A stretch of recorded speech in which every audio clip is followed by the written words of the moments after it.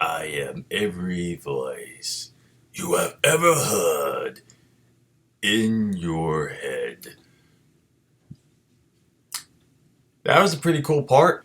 Hello everyone, what's happening? This is Lord Raiden back again. Now, instead of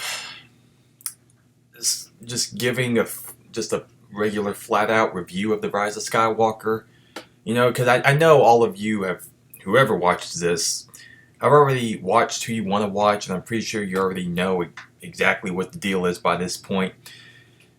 I'm just going to give maybe my general thoughts along the way, but mostly that's me just trying to give you my ideas as to what they could have done with this. Now, these ideas are just certain key points that either could play along with one another. That's my dog.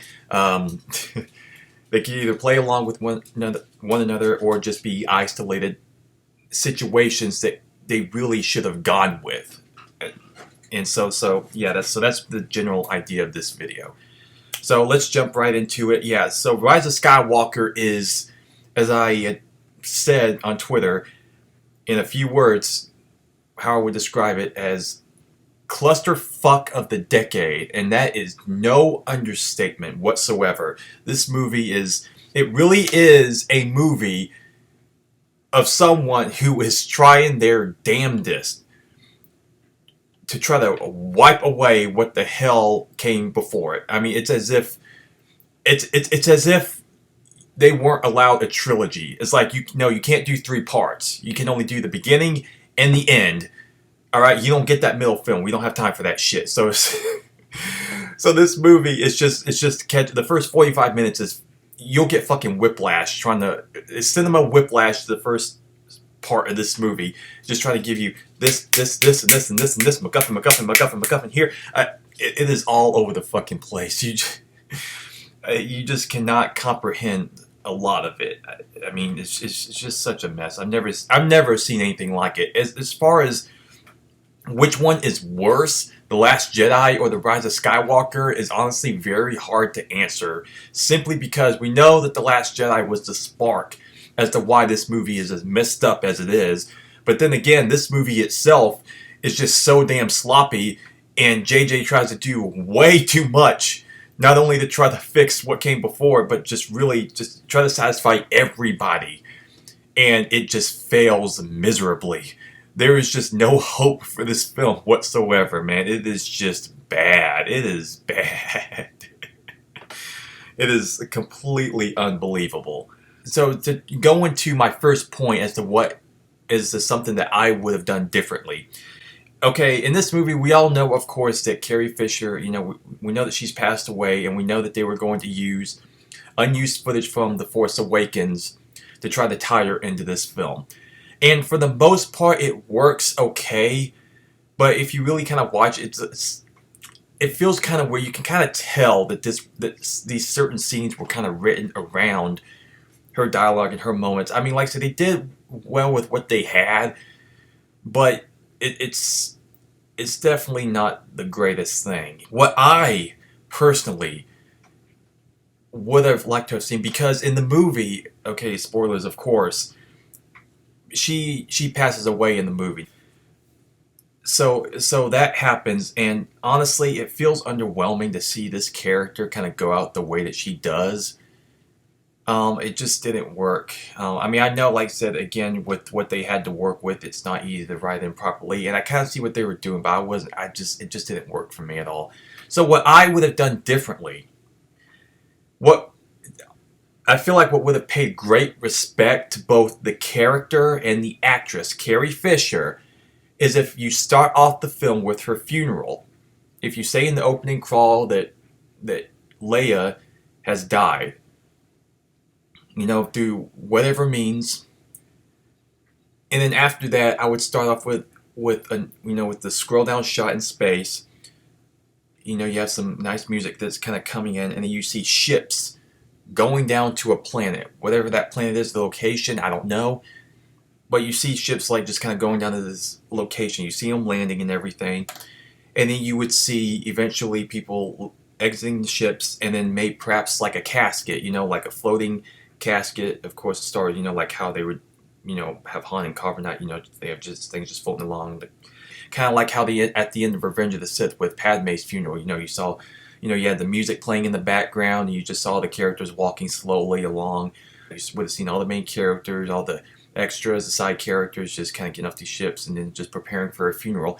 And the whole first like 5 or so minutes of this film could have been a eulogy. It could have been a eulogy for not only the character of Leia, but for Carrie Fisher, for the audience. That to me would have carried a lot more weight if they had just started the movie off like that.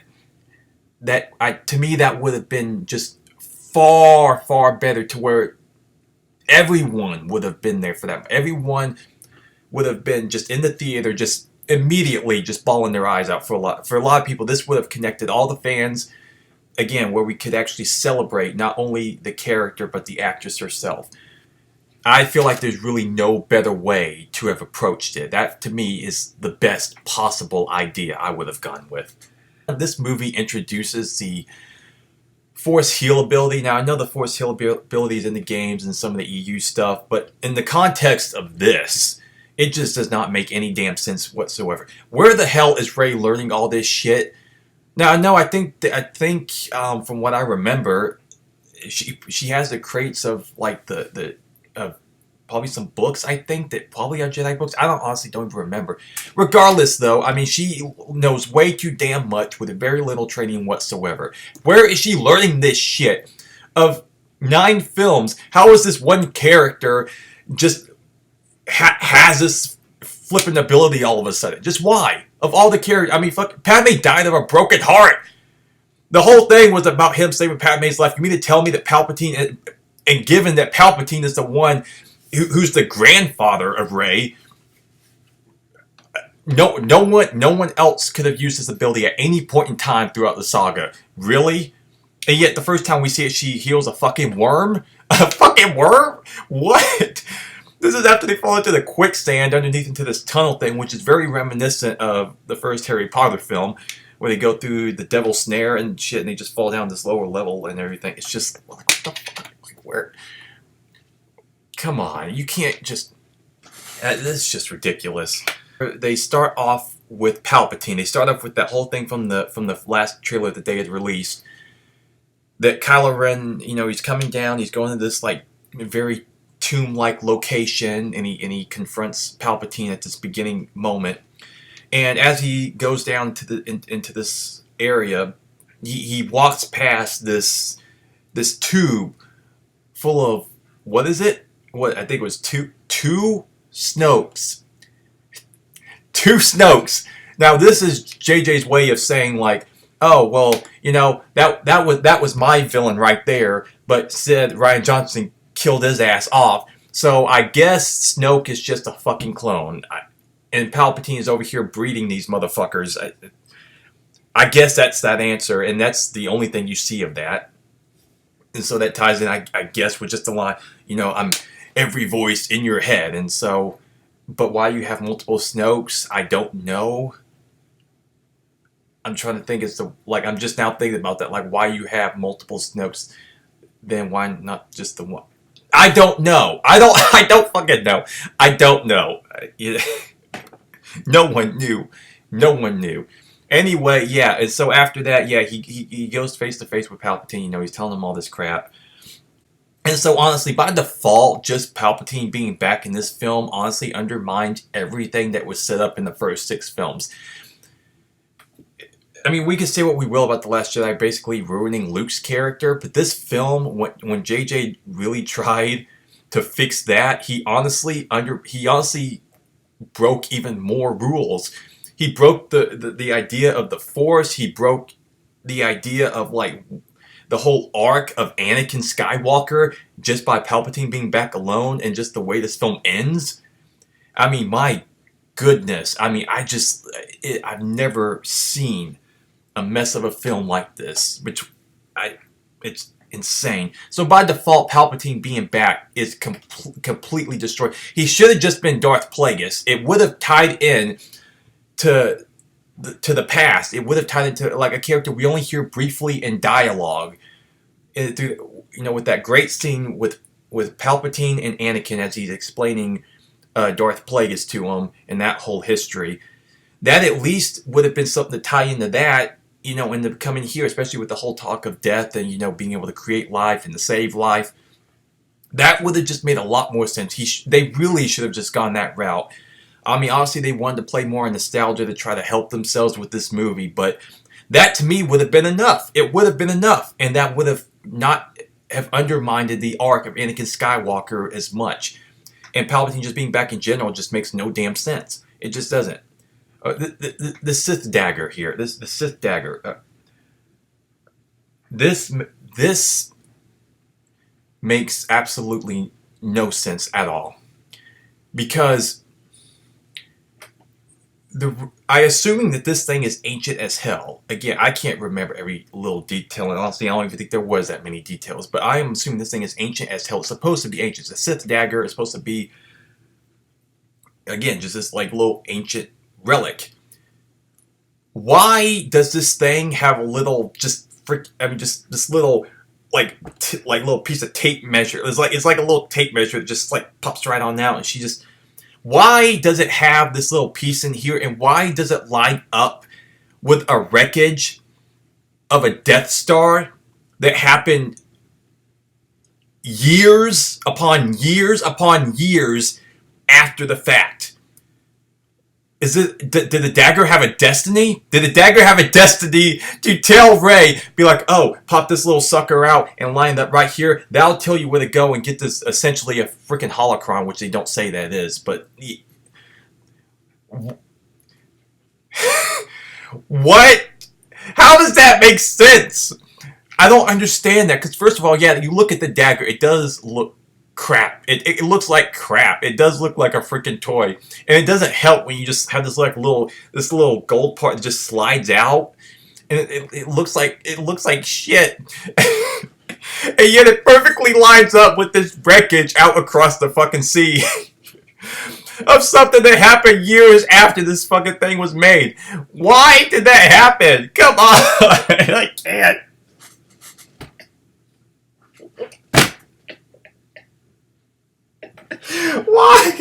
Why did this happen? I don't know. I don't freaking know. Oh my goodness. That's just one of the funniest things to me right there. Oh my goodness. Oh. Rey defeats Palpatine. Rey defeats Palpatine with his Force lightning. She has the one lightsaber where he said the line, "I am all the Sith." And she follows up with, "I am all the Jedi." And she gets the second lightsaber. The one lightsaber she was holding to begin with was Leia's, which was given to her. And then, of course, she had, Anakin's old lightsaber. And then she crosses him over and then just reflects all the lightning. And then, again, as many people point out, why in the hell didn't you just stop using the Force lightning? I don't know. I mean, he just used a huge-ass blast to disable the entire Resistance fleet.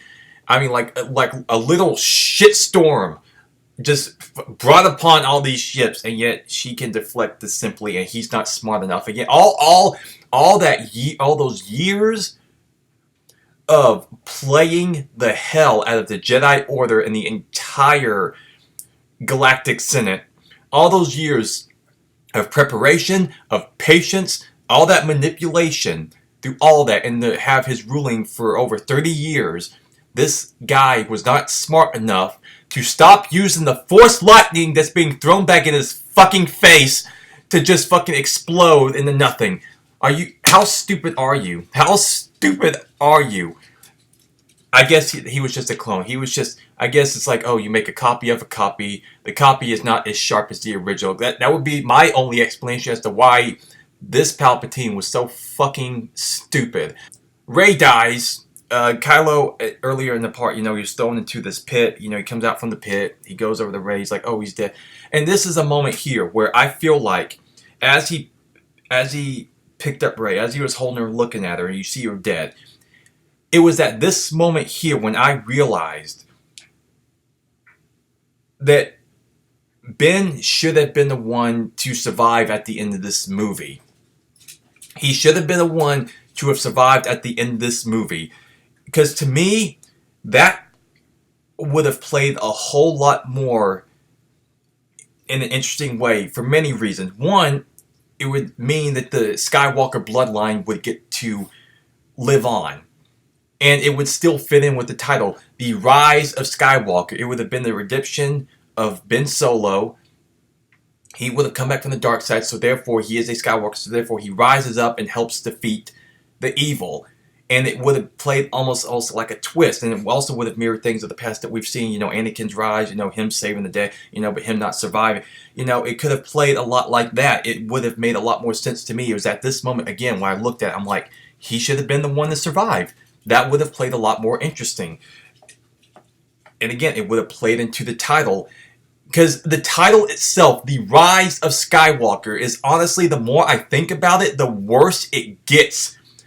Because The Rise of Skywalker, I get what they were trying to do. I get what they were trying to do was saying, oh yeah, well, Rey, her bloodline is tied to this evil, and so therefore she's kind of saying that she doesn't have to be tied to that, but she gets to adopt a name and sort of become what she... I get the general idea, but this right here is crap. You spent this entire trilogy killing Skywalker after Skywalker after Skywalker, 2 having died in this film.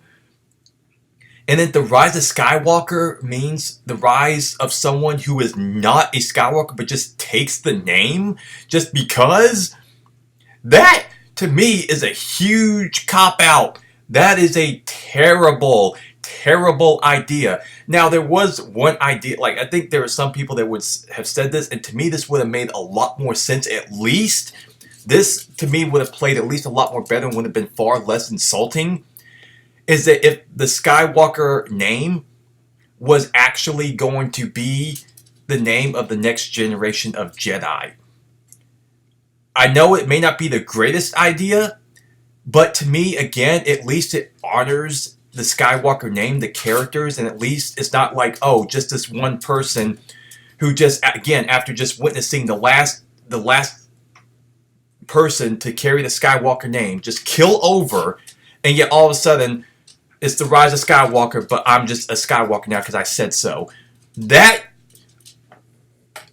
Tell me that at least doesn't piss you off as badly as that does. I mean, come on. What they had to work with and the position that they put themselves in, that would have been the better idea as opposed to just Rey taking the Skywalker name for herself. Because it's honestly insulting. It is insulting when you see this. When she was handed everything. She was handed the lightsabers. She was handed Luke's X-Wing. That he as the Force Ghost, lifts the X-Wing out of the water for Rey to go off and do whatever she needs to do. Tell me why that didn't happen in The Last Jedi. Tell me why Luke wasn't the one when he was alive to raise up his X-Wing to mirror what he didn't do in The Empire Strikes Back, and why he didn't show up to Crate on his own. I mean, come on. I didn't write it. I did not write it. But what makes that even worse, though, by this point, is that this is at least a year after The Last Jedi. How is that X-Wing still functional? After sitting in the water for that damn long? Are you kidding me? Why can't she even fly that by this point? In Empire, it was in the swamp for maybe all of a day or something like that. So that is easy, and you can tell, say Luke probably had to go and do some maintenance and shit. But why in the hell was that thing still flying after sitting in water for over a year, years, depending on however long Luke had kept his ass on that island and been sitting there? How did that thing fly? I don't know.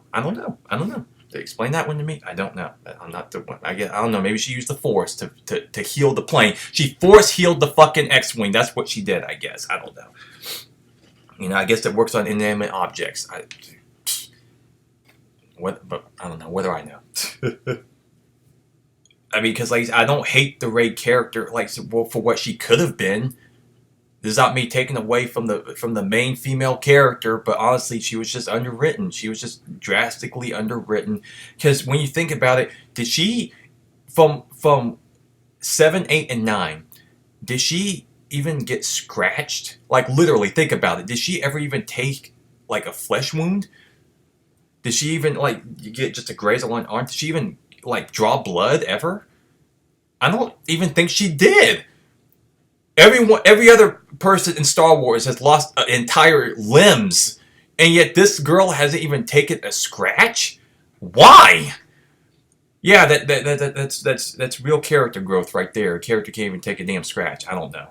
You tell me. You tell me. I don't know. Not to mention the kiss. Oh my goodness, the kiss.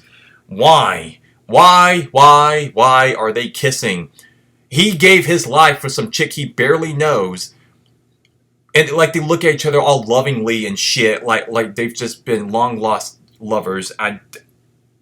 How does this work? I have no idea.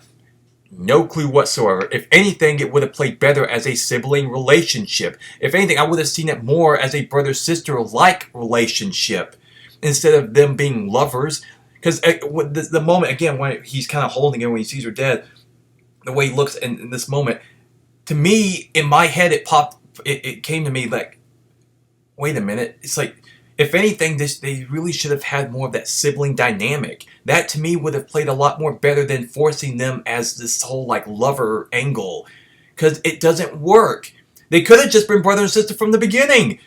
I mean, it could have been, oh yeah, brother turns to the dark side, sister fights to bring him back. This whole thing could have been, Kylo going deeper and deeper into the dark side. And then, just again, by the very end of this movie, it would have been very reminiscent of the end of Return of the Jedi. But again, it's like poetry, so that they rhyme, so who cares, right? But yeah, it could have been that, and it's like that's the moment where he redeems himself. Except, unlike Vader not surviving, Kylo survives, and the twist is that Rey actually dies in the process. And so therefore, but he comes back, like I said, towards the very end, he comes back. And so therefore, it's the rise of Skywalker in both name and blood. Not just someone who just takes his name and someone who barely knows the freaking guy that she kisses and takes, who gives his life for you, and you just get to walk away just willy-nilly, like whatever you do. Okay, fine. Tell me that doesn't make more sense. That would have made so much more sense to me. You should have just gone with the easy thing, like everyone wants to think. Oh, is she a Skywalker? Is she a Kenobi? I mean, I would have believed that more likely Obi-Wan got down during all that time on Tatooine as opposed to freaking Palpatine. Do I really need that visual in my head? That Palpatine was banging? Well, that's the one that they gave me. Or he prayed someone through the Force. I don't fucking care. Like, seriously? Hey, that's what we're left with. Okay, so yeah, I think that's about that about covers the main points that I wanted to bring up. Again, my general thoughts and rant, if you will, about this film, and just again some ideas I felt like would have played better. It's not a whole like overhaul of how the story should have been, but like just things that they introduced, characters that they introduced, and the positions that they put themselves in, and how I feel like we could have flipped this so easily to have at least made some more sense. I don't know if you would agree with me or not, but to me, like, again, this is just little things that they could have done to have really just helped this a lot more, because this film is a giant mess. Even just on a basic level, on a basic entertainment level, the action to me was still dull. I couldn't even really get into that. The duel was, for the few minutes of that we got, was kind of okay. I mean, a lightsaber duel is always kind of fun, but that's really about it. The movie's a mess. Yeah, just... Oh boy. It is what it is, I guess. But yeah, those are my thoughts. I hope you enjoyed. Thanks for watching, and I'll see you next time.